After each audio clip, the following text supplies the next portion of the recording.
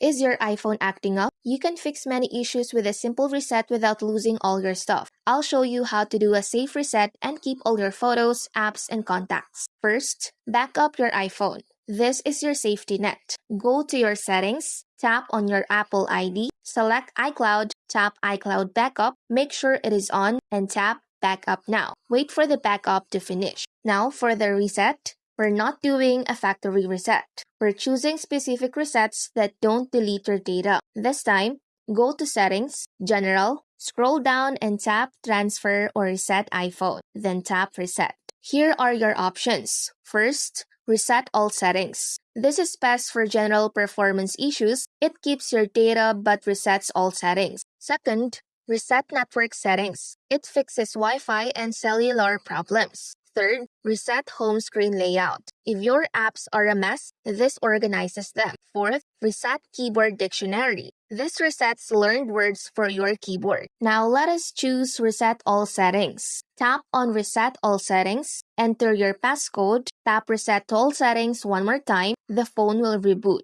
After the restart, your phone is refreshed and all your personal data is safe. For a full factory reset which erases all data, you would choose Erase All Content and Settings from the same menu. Only do this if you have a recent backup.